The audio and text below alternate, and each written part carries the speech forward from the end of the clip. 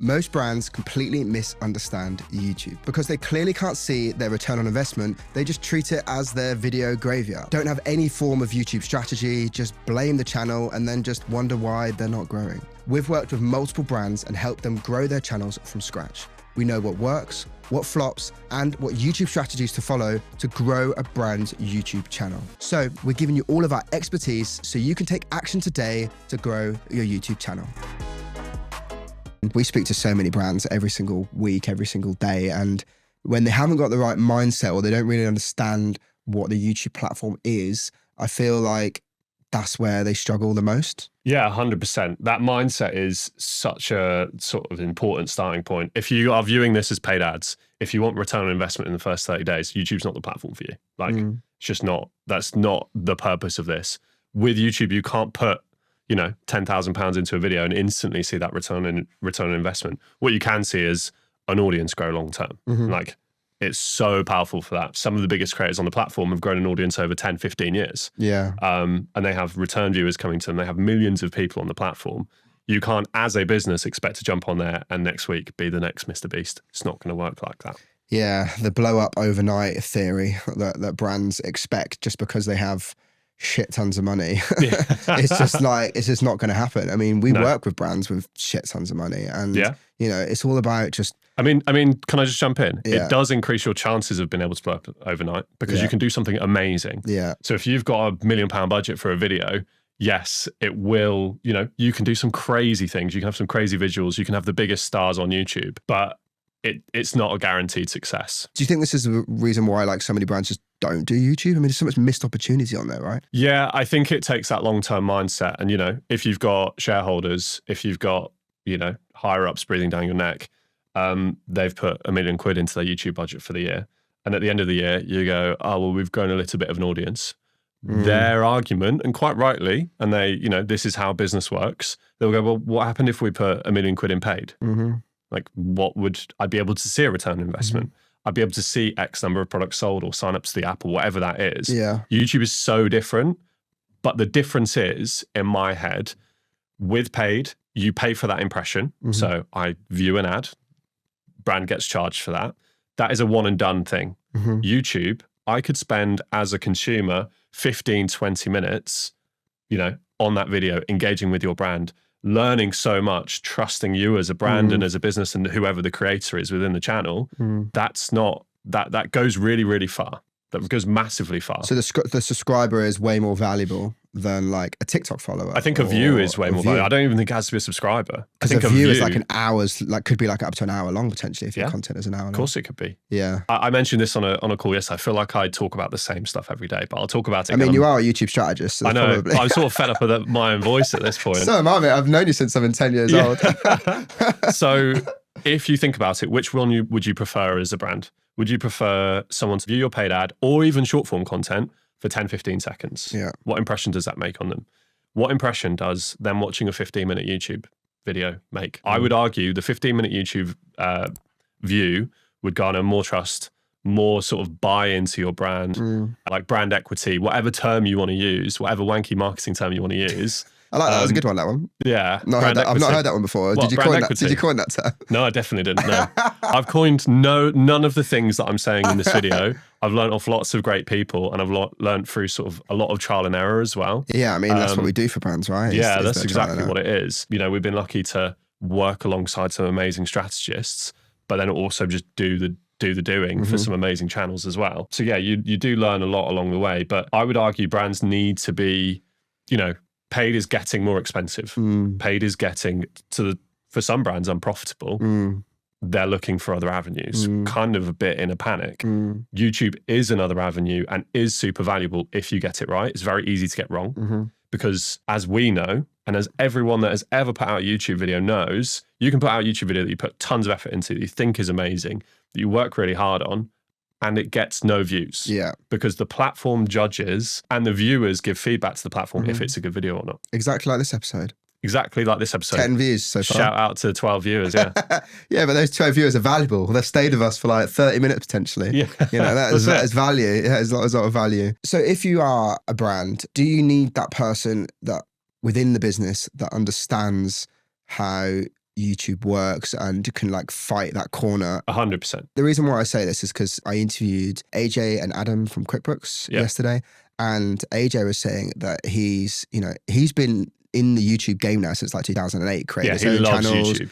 Loves YouTube, has grown like channels for other brands before. He gets it and he understands it, and he's that advocate within the business that can sell it and that can help other people turn to his ways and his ways of thinking around how YouTube works. And the way I see it, say for example you're a brand watching this now, and you might invest 100 grand in year one, right? Say if we look at it as like a 4-year thing, 100 grand in year one to make your videos, you get, I don't know, 20,000 subscribers. Great.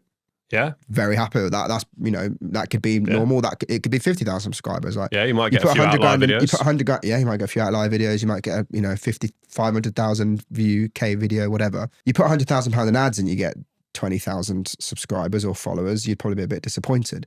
Yeah. However, year 2, you then put another 100 grand in. So you're 200 grand deep now, right? And then maybe you're on 60,000 subscribers or 50,000 subscribers, right? And then year 3, you then put another 100 grand in. So you're 300K deep. There's a lot of serious money going in now. Some brands, that's nothing. That's one video. Yeah. But to my point. And then suddenly you start seeing a spike, and then you start seeing the community building, and then you've like built up that core audience. You've given them so much value. You've not monetized it yet. You've not sold it. You've not sold any products. You've not even mentioned the brand half the time. Yeah. Like you just don't. That's just not what you do. It's a branding exercise, isn't it? It's so cool. Top of funnel. It's above the fucking funnel. Do you know what I mean? I think for a lot of businesses, yes. I think creators actually do a really good job, and like I think that'll probably be the next move. Is creators currently, they make videos around a topic. So it might be fitness. Yeah. Like it might be I'm Rob Lipsett. Obviously not Rob Lipsett, fortunately. He's done that for years and has a really, really good, solid audience. But then underneath that, he sells a course or he sells his coaching or whatever he sells underneath that. But when did he start selling his course? So probably quite early, I would argue. Right. But then he gets sponsorships and all that sort of stuff. Creator is different to business. I would push businesses to think about how that funnel works. Like after 3 years of posting content? No, I would argue that it probably needs to be done as soon as possible, because whilst it is a branding exercise and you shouldn't expect return, it's helpful if you can go to, your vice president or your CEO, whoever it is, and go, okay, look, this is starting to pay dividends for us. But that needs to be thought about up front. You can't just hope people to find the right place. A lot of what we do with YouTube and a lot of gaps, I think, in content at the moment is, what is the next thing that I want the viewer to do? So in a call to action, you need to tell them what to do and why to do it. So you get to the end of the video. Thanks so much for watching, guys. If you want to see a very similar challenge to what we've just done now, or if you want to learn how to do X, Y, Z, go and do this. Go to this video. Or is it, if you want to learn more about, how you can get in the best shape of your life, I've got an amazing coaching program. I'd love for you to get involved. Here's where you need to go. I think people are very keen to just cut the video. Done. Like, I don't want to. Really? I think so. I don't think people spell out that call to action enough. So what do you think? What do you think a brand should do? Be very, very clear about what action you want the viewers to take. Do you think they should even have a call to action in the video? Yeah, 100%. Really? 100%. So, why would you not? Well, what's the argument for not? The argument is that YouTube is there to entertain. YouTube Agreed. Is there to educate. Agreed. Which is obviously a part, which is the reason as to why you would have a call to action in there. I guess it depends on the type of content, right, that you're creating. If it's like pure entertainment content, sometimes it just doesn't make sense to have any form of call to action in there. It's got to work. It's got to embed in the format, right? Yeah. So if I'm Rob Lipsett, I'm making fitness videos, why would someone that trusts me as a fitness creator, someone that thinks I'm in fucking incredible shape, why would, they're the perfect audience that would maybe want to buy into my coaching or buy a course or whatever it is. But this is the creator. What about a brand? It's the same thing, right? So if you're a fitness app, you should be pushing, you're making a video about a workout, whatever it is, and you need creators to make that work well, in my opinion. You need a face of a brand, or you need a group of faces that you trust. But they should be pushing people towards their app because you've garnered 15 minutes of trust. Okay, so we've talked about the type of mindset that you need for YouTube, which is you need a longevity mindset. Yep. You need to treat it as top of funnel as much as possible. And if you're going to sell through it, it needs to be natural. It needs to be authentic. Yeah. It needs to run through the format, run through the series. It can't just be like, I mean, ad reads, so many YouTubers do have ad reads, but it needs to be a good YouTuber's ad read. It needs to be a good YouTube ad read. Yeah. I mean, some creators do it incredibly well. 100%. One that I think does it really well is Matt Armstrong. Yeah. Like, it's just like, he finds the pinnacle point of his videos, and Max Foster's also a similar sort of. They find the pinnacle point of their videos, the bit which the viewer really wants to, you know, engage with, and they want to know the answer, or it's building up to the Jeopardy or whatever it is, building up to the end point, and then he embeds it right into that pinnacle moment. So they can't leave. It's like unskippable. It's like you can't skip, because if you skip, you're going to miss what you came to the video for. Yeah. Genius, absolute genius. Yeah. Matt does it the exact same thing, and Max does it the same as well. So have that type of mindset. Don't treat it as like a sales platform. No one goes to YouTube to buy products, do you? You just don't. No, but you end up buying. But you do end up buying. Because of YouTubers. Yeah, because of YouTubers and the way that they treat. And we're not saying you can't sell through YouTube. What we're saying is that there's a way and there's an etiquette to do that. Yeah. And that's the right mindset you need. One of the main things that I would say that I always talk about with brands is when you're deciding on what content you're going to make as a business, what are you best placed to add value to the niche? Because if you're making finance content, if you're making fitness content, if you're making cooking content, whatever you're making, there's gonna be shitloads of it out there already. Yeah. Like so much. You are battling against creators that have been doing this for 10 years. Yeah. You're battling against bigger businesses potentially with bigger budgets. So you need to find, as a brand, what are we uniquely placed to do? What's your competitive advantage, would you say? What is your competitive advantage? How can we add value to this space in a way that only we can do? I'm going to use one of our clients, which is the OG Boys. So they are golf YouTubers. We always talk about on their calls, is this a Rick Shields video, one of the biggest creators in the golf space, or is this an OG Boys videos? If Rick Shields could do this video, we don't want to touch it. Yeah. So leave it for Rick Shields. Leave it for Rick Shields, because he's probably going to do it better. He's a better golfer. Yeah. And he's Rick Shields. Not difficult. He's got a massive audience. He's Rick Shields. Yeah. Like, he's got connections into the golf world that we don't have yet. So if this feels too much like a him video, let's not do it. What feels like only these two could make it? So they're comedy YouTubers, but they play golf. That's sort of the vibe. Yeah. So we did zero sportsmanship golf. Okay. They were like pulling moonies at each other. They were distracting each other. They were doing all that sort of stuff. Rick Shields would go nowhere near that. He wouldn't. Perfect. That's what we want. Perfect. Yeah, that's what we want. Like a lot of the biggest golf YouTubers, good. They wouldn't go near that. It was not very family friendly. Yeah. So we don't want to be doing stuff that just copies other people. We want to take inspiration from what they're doing well, and then twist it in like, okay, how does this make this an OG Boys video? And I think that's the way you've got to view your brand's content is, I'm making a cooking video. How do we add some level of unique value? Is it the hosts? Is it the information we're giving? Is it a behind the scenes? Whatever that is, you need to work that out. And you need to filter all of your content through that, in my opinion. So there you go. I'm done on mindset now. Wow. God, it's almost like you know what you're talking about, Adam. I know, you're surprised. I didn't know you knew so much. Yeah. No, of course I did. I think that it sort of goes hand in hand with what John Ushuai said when we saw him talk at Vid Summit in Dallas last year about having your one word, right? And same idea, right? It's like, what is your one word for your YouTube channel? And does every bit of content link to that one word? If it doesn't, don't make it. So John Ushuai used the one word filter for Arak, and he used mischievous. So if it was icky, if it was chaotic, it wouldn't work for Arak. It had to be a mischievous video that only Arak could make. Yeah. And that's the same idea of like, you need to find a filter for your ideas, because you'll have tons of ideas. Yeah. Ideas aren't really the problem in this world. No. Like, how many times have you heard, I've got a business idea. I've got a business idea. I'm going to do this. I'm going to do this. I'm going to do that. I've got a great video idea. Yeah. The sort of value in this world is filtering those ideas out to know what's good and what's, frankly, shit. You should throw it in the bin. Yeah. And then having the sort of balls to go out there and make it. So yeah, I think filter your content, filter your ideas, and then go and test it. And that's probably the next stage. So we've talked about mindset. The dog is being well behaved. We're all good. Good boy. We're now going to move on to the second thing you should think about when starting a brand YouTube channel, which is the audience. Yeah. Who are you speaking to? Why are you speaking to them? how are you speaking to them? Do you think the audience should be the same audience that you have as your brand, or do you think it's slightly different? If you're trying to get people to be interested in your brand, it should be basically the same. It can be like a small subset of. So a lot of brands have a massive audience with loads of different sort of people. It could be a small subset that you're trying to target on YouTube. That's absolutely fine. But you want to be targeting people that are eventually going to engage or buy from your brand. Yeah. Because it's not a sales platform, but it is a sales platform. Okay. Do you know what I mean? Yeah. Like, does that make sense? I'm saying it's not and it is. It's almost like a sales platform behind a curtain, though, isn't it, really? Yeah. A curtain of entertainment and Or education and incredible videos. Yeah, but there's always an agenda behind it. You're gaining creators trust. are selling in some way, shape, or form. They're obviously creating content, but they've got to live, right? Yeah. They're selling through sponsorships, they're selling through having their own businesses. I mean, look at Nico and Shades recently. Yeah. Like, he's built up his audience for like 15 years on YouTube, however long it is, and now he's only commercializing it. Do you know what I mean? Yeah, 100%. You know, they're selling it because they want a high CPM and they want, like, you know, they want good AdSense money. Like, there's always a reason. There's always money. I mean, everything in life is money. But it's sort of like cloak and dagger in a weird way. It's not as down your throat as like a paid ad would be.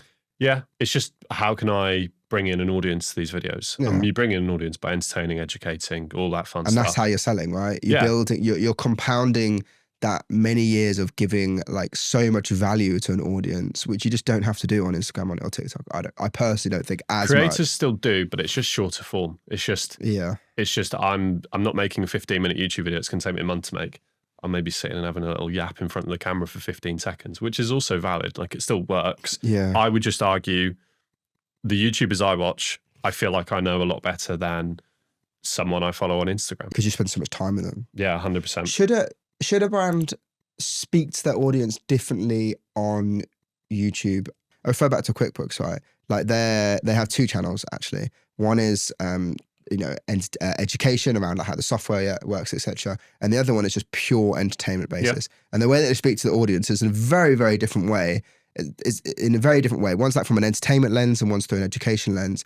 But ultimately, they're speaking to the same people. They're speaking to small business owners, to entrepreneurs, to business owners, etc. But they're just talking to them a different way, but they're still speaking to the same person. Do you think it's important to like figure out that tone of voice when you first start your channel or before you start your channel? Yeah, 100%. So when you are like, if you don't have a YouTube channel already and you're looking to set one up, I think the first steps I would do is, all right, choose your niche, choose your topic, create the channel, obviously. Yeah. Do that too. Open a Google account. So say I am doing a fitness video. Keep going back to fitness. I want to do a fitness channel. I want to vlog my life and do fitness. Whoever that, I don't know why. It's so interesting, dude. So interesting. The first thing I would do is go onto YouTube and I would dive headfirst into fitness content. How do fitness YouTubers structure their videos? What formats work really well? Is it a vlog format? Is it a top 10 tips on how to grow your biceps? Whatever it is that's being done out there, don't just ignore that. Don't go, that works. I'm not going to do that. That's stupid. Yeah. You need to dive into that content, literally be a student of the niche, learn the niche inside out, and then look back and go, okay, these formats work really well. These guys do really well at this. Where do I fit into this landscape and how can I add unique value? Maybe you're really funny. A lot of fitness YouTubers aren't that funny. So maybe I can be like the comedy guy in fitness YouTube, and maybe I'm doing 50% of the time I'm doing vlogs about how to get massive biceps. Maybe 30% of the time I'm doing like masterclass type things on top 10 best exercises. And maybe the other 20, 30%, I'm doing prank videos on other fitness YouTubers because I am best placed to do that. And no one else is really doing that. That might be a good strategy for you. So you need to learn what your audience are already watching. Okay. And then learn how you fit into that. Is that because the algorithm is ultimately going to push your content to that audience which you're learning from? They're already used to seeing a certain format of video. Yeah. Like, you don't need to, like, if I was going to go into the fitness space and do a 2-hour monologue, like, it's probably not going to do that well. If I did a top Sam 10, Sulek is doing it well. It's a vlog though, no? Yeah, breaking the mold. So it's not breaking the mold. It's just a long form vlog. Yeah. And he's super interesting. Yeah. So he can hold a conversation. Yeah. With himself. That's his with himself. Yeah. But that's his unique selling point, is super authentic content that's really long form. Most fitness videos are 10 minutes long and they're sort of a bit, look at my biceps. Yeah. So it's very different, and he's found his sort of unique selling point in that landscape. And that's what you need to view as a brand. So what's working out there? What's everyone else doing? How can I take from what's working and what the audience is already used to watching, and how can I do my own little spin on it over here? So it's almost like YouTube is a creative platform, of course, but like it's not as creative as I think most people think it is. I think your definition of the word creative is wrong. Right, go on then. Creativity isn't me magicking up an idea from my mind that's never been done before. Creativity, in my opinion, maybe I'm wrong, is you see 5 or 6 other different things or different things people are doing, and I take a little bit from everyone, and I sort of like spin it up in my own certain way, and that's what YouTube is. I think that's creativity. I mean, that goes across like so many different forms of media as well, right? Like there's like a famous, I think it's like a famous like Beyonce dance in one of her videos or something like this. And it was, and it was like she copied it from like a dance in like the 1920s, and it's like exactly the same thing. And that's happened with loads of her music videos. Yeah, I mean, look at Ed Sheeran in Court as well, because, you know... Because all songs are like 5 chords. 4 chords. 4 chords, is it 4? Yes. Well, yeah, 4 or 5. You can tell he's the musician in this friendship, right? Yeah, got a guitar in my room, but never play it. So like nothing is new. Yeah. Like humans have been around for a long time. Yeah. Like YouTube's fairly new as a platform. But pretty much everything has been done before. So you shouldn't be like, I think it's kind of, I think you're a bit up your own arse if you think you're going to come up with a completely original idea. Yeah, I haven't seen one yet, really. People do original spins on things. People come up with original formats. They claim they're original, but I mean, if you did enough research, you'd find out that's probably not original. Of course. Because everyone's inspired by media that they follow every single day, it's right? They'll find something, like, you're not just going to, unless you go and sit in the mountains for like 5 years, and then you come out with no books, no media, nothing, and then you come up with an idea, that's an original idea. Yeah. But we're consuming so much media every day, like it would either come to you in a passive way or not. You've not realised. Yeah, and you've not realised. And like, why are we sitting here doing this podcast? Well, we went to see Johnny Schreier at Dallas. Yeah. And we were like he's amazing. Wouldn't it be cool if we could do something like that? Yeah, in the UK, now we're spotlight UK creators. Yeah, exactly. Yeah. So now we're sat here, like similar format. Obviously, it's us doing it, so it's different. I don't think John would probably swear as much as me, and that's absolutely fine. Yeah, but that's us. That's our spin on it. Do you know what I mean? And John doesn't have a dog on set. Yeah, John. Who's slipped his lead? But he's laying there, though. Yeah, he is, yeah. He still thinks he's on the lead, I think. Okay, so you've thought about, so you've got the right mindset. You know, why you're doing YouTube, you know, how you should be doing YouTube. You figured out your audience. Yeah. And how you fit into that landscape. Yeah, and how you want to speak to them, especially. And now I think you should be thinking about your content, okay? So what is it you're going to make? Yep. How are you going to make it? How are you going to make it bingeable? How are you going to get people to watch? How are you going to keep producing your content? Yeah. What do you think the first step is to making content as a brand? Write down shitloads of ideas. Shitloads. Yeah. Like, come up with ideas within that you think you're the best place to make and from your audience and all that sort of stuff. But write down a massive list of ideas. I think like... Ideas or titles or video formats or what? So yeah, when I say ideas, I mean titles of videos. Look at formats that are working, top 10s, you know, 7 stages of all the usual stuff versus formats, you know, the classic YouTube formats. Stick that into ChatGPT. What are all the YouTube formats that are trending right now or that are popular or that do really well? And then try and build a load of ideas around them. Filter them down, look at them in like great detail. Pick your top 10 out of 100 maybe. Pick your top 10. Okay, I'm going to make these. 100's not even a lot, by the way. Like, no, 100's like you should have hundreds of ideas for your channel.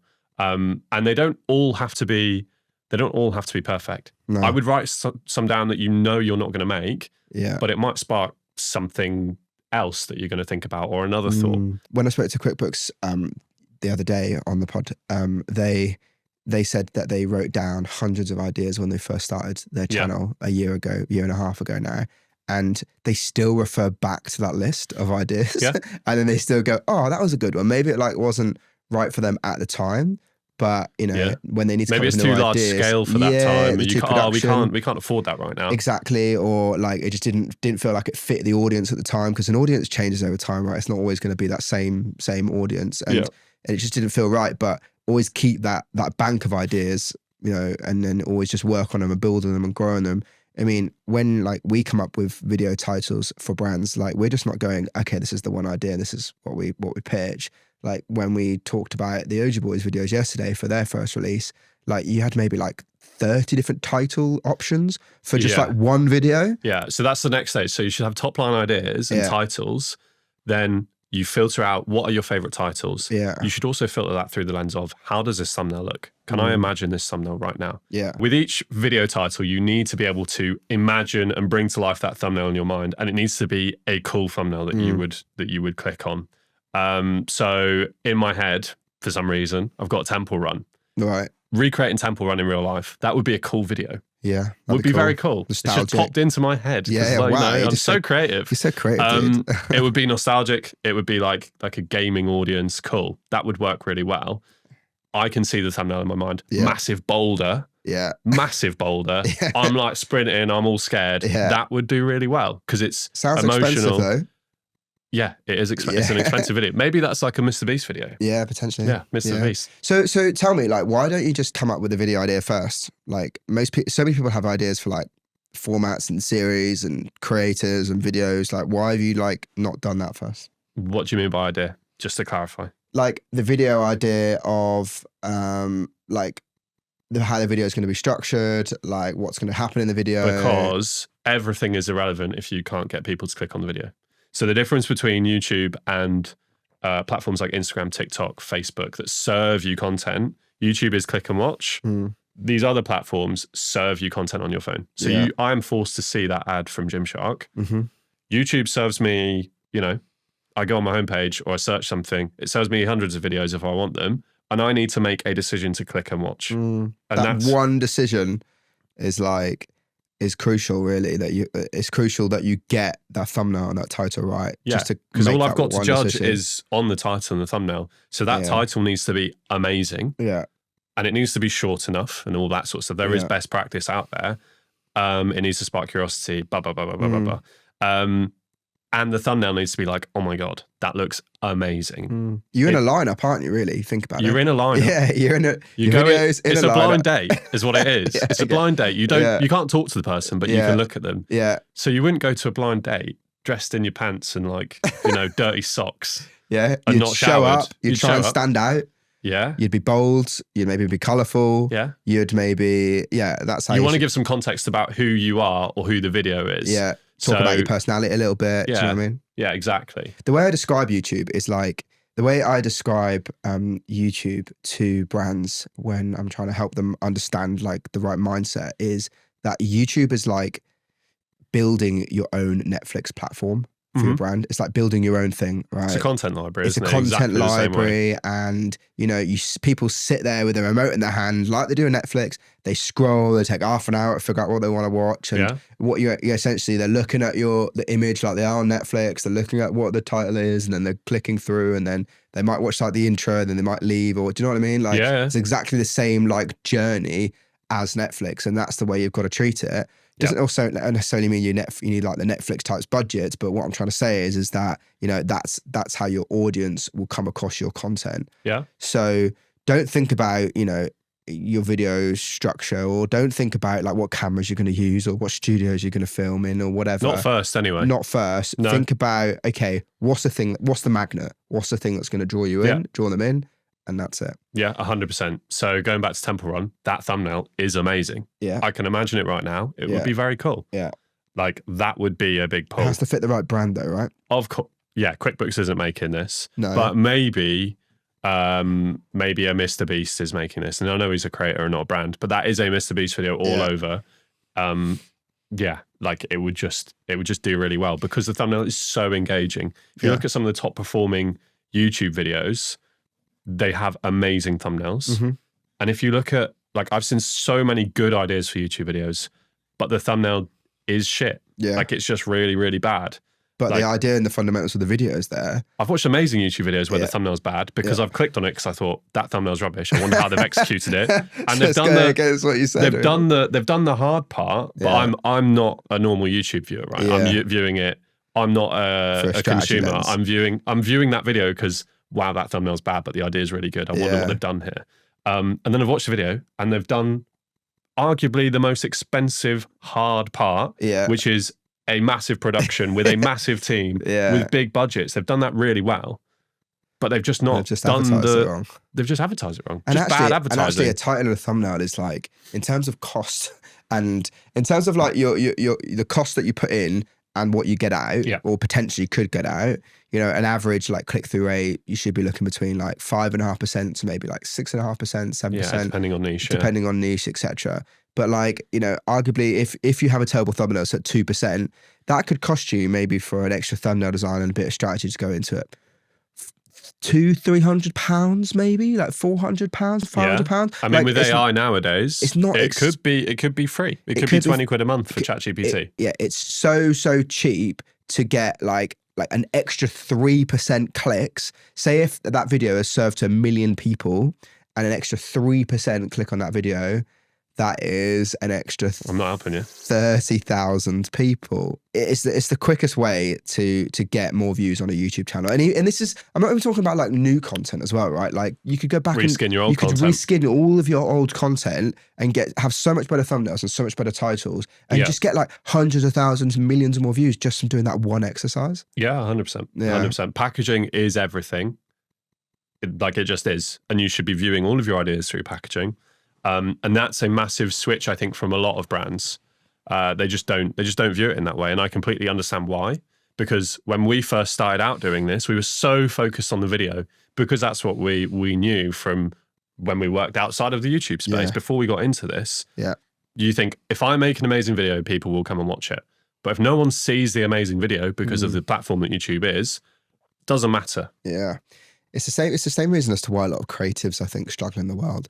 Like they're good at doing the thing, like they're good at making art, like they can make the art, but they don't know how to put the art in front of people. Yeah. And it's exactly the same thing. You're playing to an algorithm. Yeah.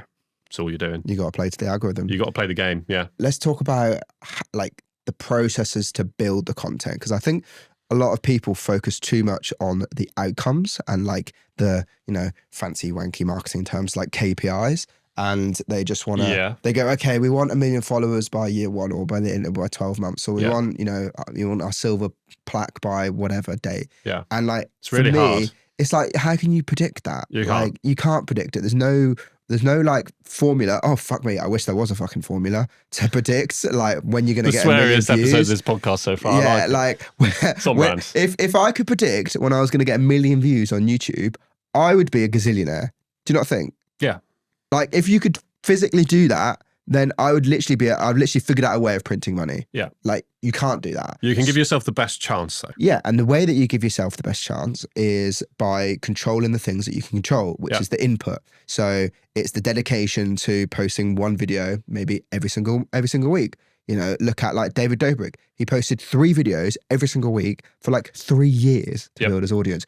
3 videos a week, every Monday, Wednesday, and Friday.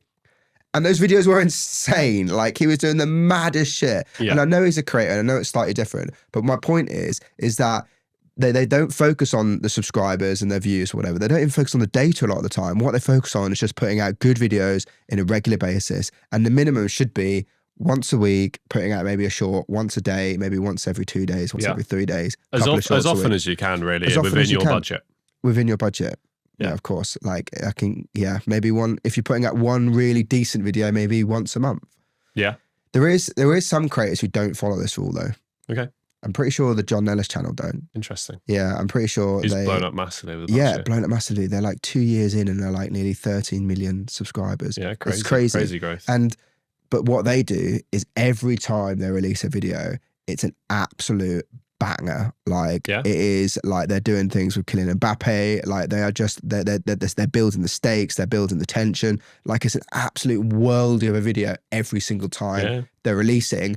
And then they do actually have consistency in some way because they are posting banger video after banger video after banger video. You get to trust the channel that this is going to be a good video. I'm always going to like the video. And that's exactly what you're looking for. So it's not always about like posting every single Sunday at 6 o'clock. What it's about is giving the viewers predictability, because ultimately that's why you subscribe, right? I think yes, I agree, but you do need to test different things as well.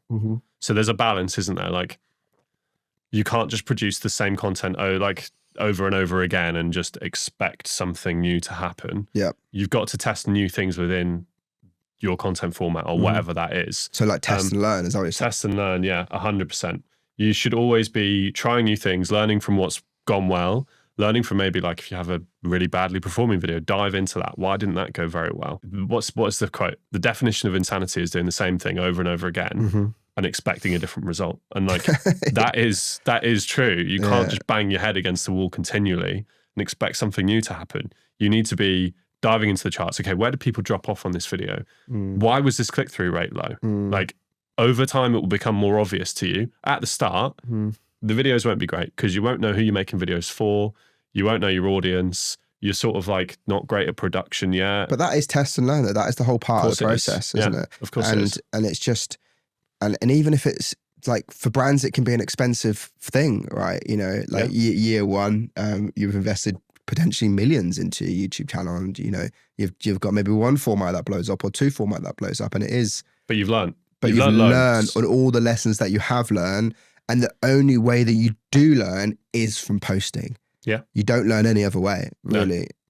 No. Think of all like the knowledge and the information that like someone like a KSI has because they've been posting since they've been like 12 years old. He's just put loads of experiments out there. And he knows what works. He knows his audience. He just, and he's almost like learning. He's got it wrong a load. Failing in public. Yeah, he quite famously has failed quite a lot in public. Who, KSI? Yeah.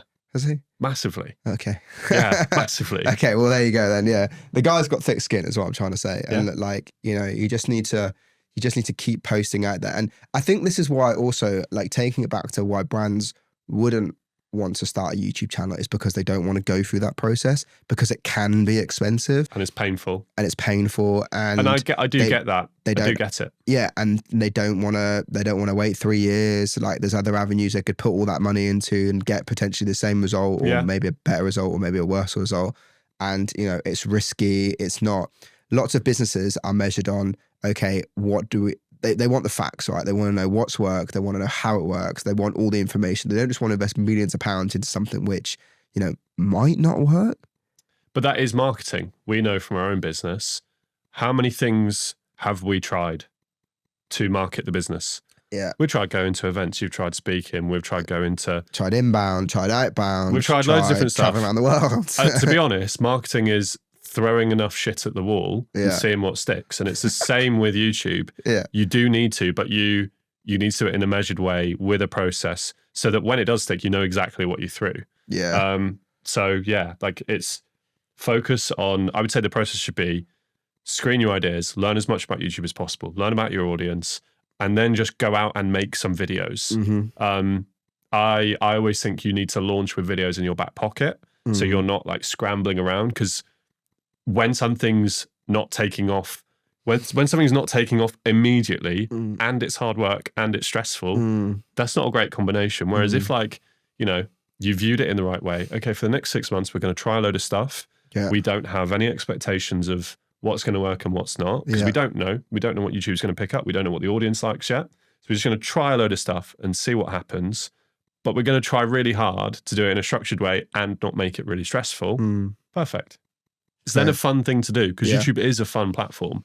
And especially like if you're trying to make entertainment videos or if you're trying to educate an audience, being on shoot's fun. Coming up with ideas is fun. Like imagining what the packaging could look like, I find fun. Maybe I'm just a massive nerd. Yeah, but I agree. Yeah, good. But yeah, like it should be a nice experience. It's not, I'm going to insult other marketing channels now, but it's not writing blogs, which I find super boring. I don't really want to write a blog. Yeah. But if you tell me I want to make a YouTube video, I'm like, cool. I can imagine and see how that would work. So yeah, like have fun with it, put a process in place, and then just get your head down and crack on and see what happens. Okay, so we talked about a lot about mindset, a lot about audience, a lot about content, a lot about titles of videos, right? Yeah. So we've done a lot of the hard work, which is like 50% of this entire thing, really. And it's the way like our production team split into two, right? Split into 50% strategy and thinkers and thinking about how the videos are going to work. Yep. And then the other 50% is the production side of things. Yep. Let's go into like how a YouTube video should be structured. I know there's a million different niches. I was going to say, this is a hard thing to It's a piece of string question, I get it. Yeah, but massively. like when it comes to actually making your production as a brand, Like, what are the fundamentals then that you should be focusing on? Yeah. What are the fundamentals then of a YouTube video? So I think the first sort of like 5 to 10 seconds, I know, is the most important thing you can work on. If you look at an average retention graph for a YouTube video, like half of the people drop off by 30 seconds. Yeah. So you need to firstly have an amazing hook. So today we're doing X, Y, Z, and it needs to match up with that title and packaging. Like my intro to this podcast. Exactly. It's great, wasn't it? Yeah, you're a pro. That first 5 seconds needs to reinforce why someone clicked on that video. Yeah. So the best person I heard talk about this was with you in Dallas. Yeah. Sam Eckelholm. Oh yeah, Remember him? The pilot. So he was an ex-pilot in the Air Force. Now he makes videos around like the military, the equipment they use, all that sort of stuff. And he said that he makes his thumbnails and he tries his very, very hardest to pull that thumbnail, and then he sort of elevates it through AI and stuff. But he tries very, very hard to make that thumbnail literally from the first 5 seconds of his video. So if I'm a consumer, I go, wow, he's in a plane in space, click. Yeah. The next expectation is I see him in a plane in space. Yeah. And that's like the first 5 seconds of the video. Now I'm like, okay, I'm so bought into this. He's not clickbaited me, which is really nice. I like to not be lied to in my content. And then he sets up exactly what's going to happen in his video. Yeah. Today I'm taking a plane to space, blah, blah, blah, blah, blah, blah, blah, blah, blah. Okay, I'm bought in now. I'm watching. I'm probably going to stay beyond 30 seconds. So like, when you're thinking about that is, how do I set up what's happening in this video?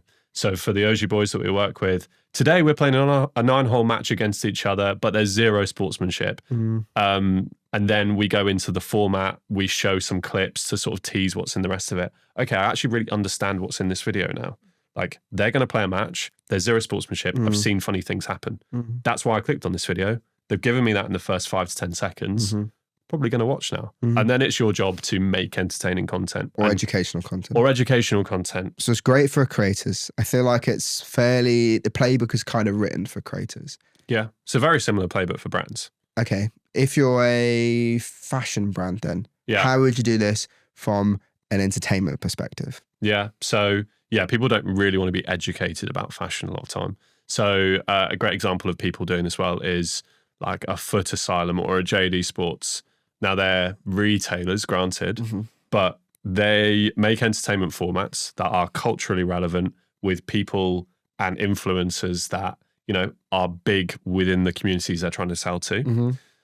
They get them all to wear the clothes and they let them crack on. And like, I trust Foot Asylum as a brand way more now because of the content that they produce. And I think, that's a cool brand. Yeah. It's not particularly difficult, right? Yeah. It's subtle advertising with the clothing or with the brand layered within the video, but on an entertainment format. And you've got so many brands doing that now. They view YouTube as a way to get eyes on the brand, own their content format, and a lot of these channels are actually earning, they're earning money out of the channel as well as advertising the brand. It's a win-win. So you're saying like almost like views and eyeballs is now like, I guess like a metric which they should currency, be, right? Is their currency. Yeah, 100%. 100%. And it has been for ages. And it's a way of, rather than paying for a 15-second view, as we discussed earlier, of a YouTube ad, of an Instagram ad or a YouTube short, they're paying for 15 minutes of attention. Exactly. Which and is I way now more valuable. associate Chunks and all that gang with Foot Asylum. You sounded so cool when you said all that gang, by the way. All that gang. Okay then, what about if you're educating any type of business or brand watching that, they want to educate their audience, whether it's say it's on fitness or whether it's say it's on law or accounting or, sort of like an online course or like Forex or whatever it is. Forex.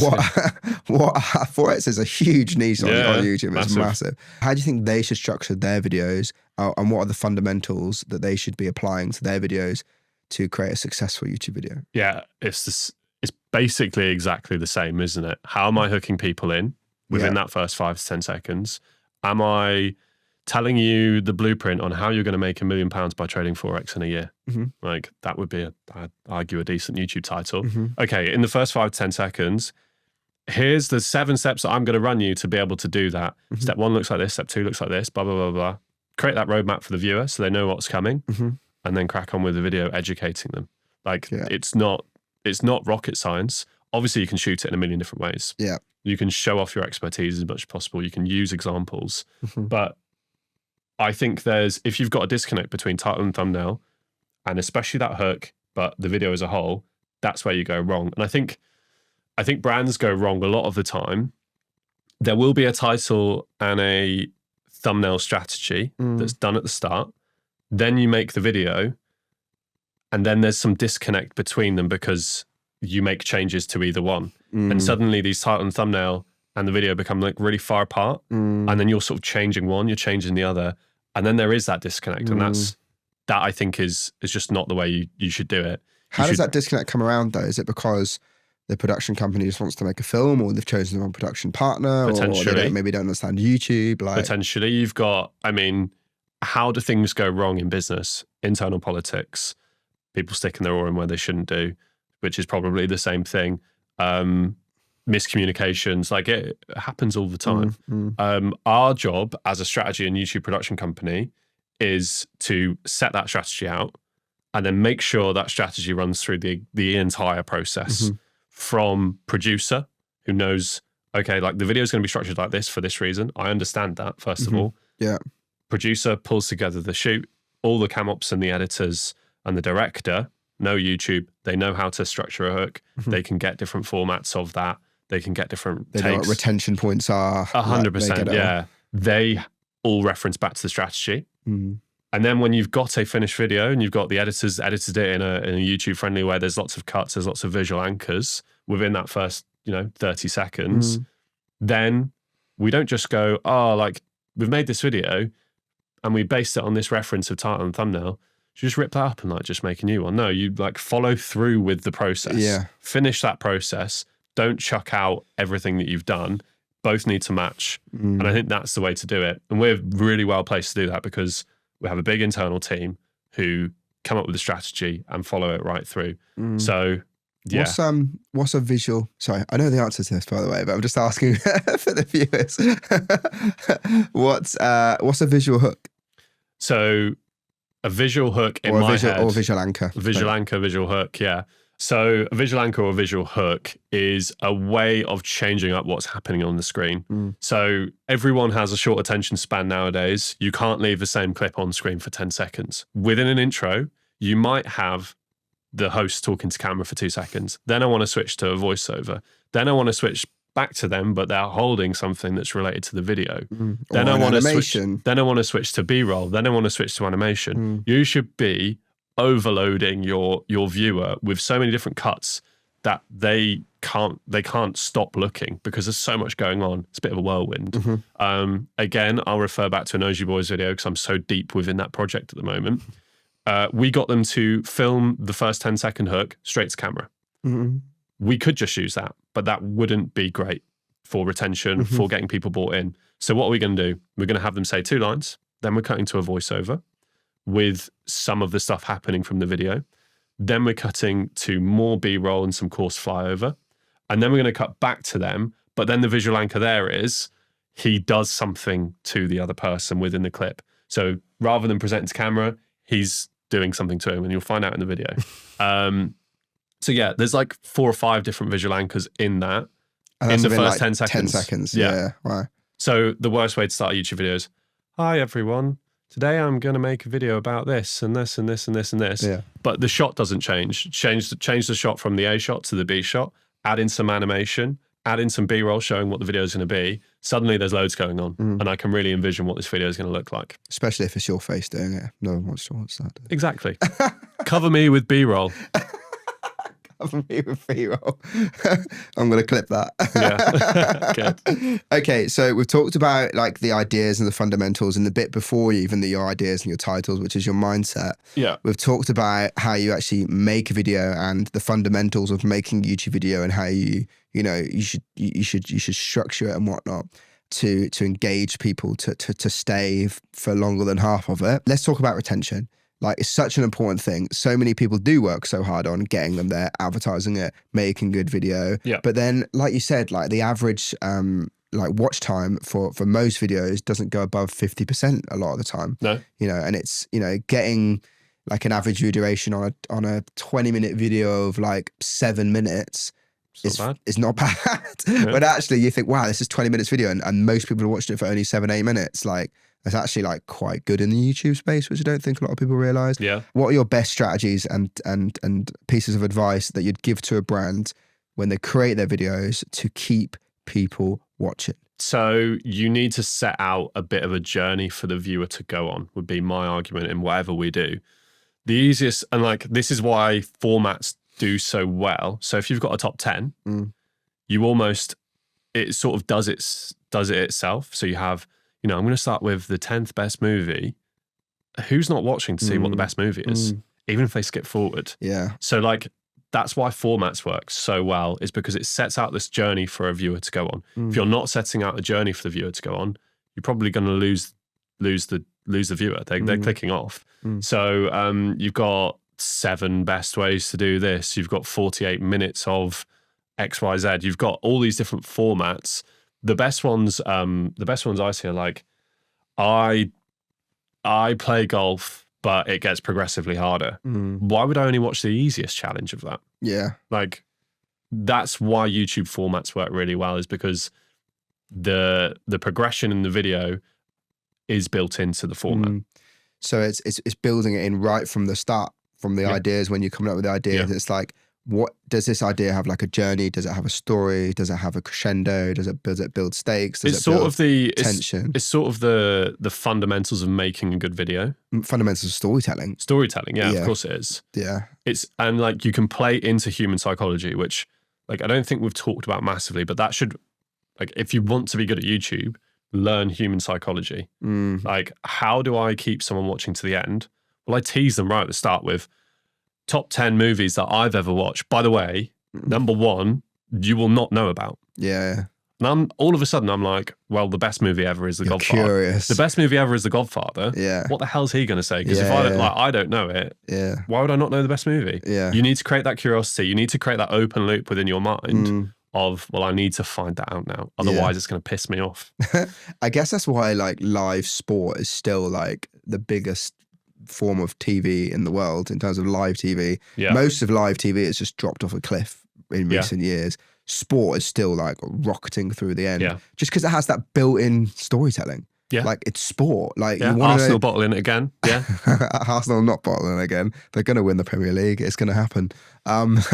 And, you know, you want to see who wins. It's simple. And it's not done until the last game of the season, but often. Yeah. And it's, especially for Arsenal. Yeah. And if you're 1-0 up, they can equalise in the 99th minute. Yeah. There's jeopardy points in there. There's stakes in there. It's tense. You've got personalities.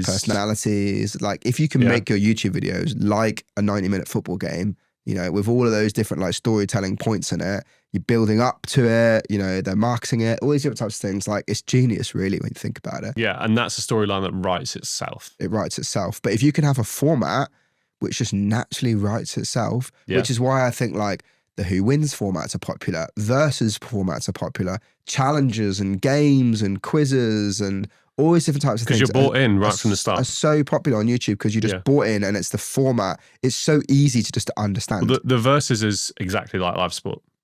Yeah. This person versus that person. Well, I kind of want one of them to win or the other. Who's going to win? Or who's going to win? And it's exactly like Arsenal Wolves. That was last night, by the way. Arsenal Wolves. We fluffed it right at the very end, but anyway, doesn't matter. And then I think the argument goes a little bit further with retention. It's not always about like keeping people watching right to the very end of the video. I explain this quite a lot in some of my episodes with my guests, but it's about how do I create that binge like watching behavior. Yeah. And it's like I've worked so hard to get people to click on my video. Yeah. I've worked so hard to get them to watch my video. And then I've worked so hard to get them to watch it right to the very end of the video. Now, how do you get someone to click on another video of yours and then another video and then another video and daisy chain? And next thing you know, we're in this, this YouTube rabbit hole, which a lot of people like to describe, which is essentially like a brand's dream. I was there like last night on YouTube on my phone. But like, how do you actually create that like YouTube rabbit hole watching behavior? I think I mentioned it earlier where, first of all, you've got to create an amazing video. The video's rubbish. No one's watching another one of your videos, unfortunately. That's just the cruel reality of it. There's so much competition on the platform that you first of all need to focus on making an amazing video that delivers a promise that you've done in the title and thumbnail to the viewer. And then you need to tell other people, you need to tell the viewer what you want them to do next. I mentioned it earlier with a call to action. You can reference other videos. So like, if you like this, go and watch my episode with Oscar Owen, for example. Yeah.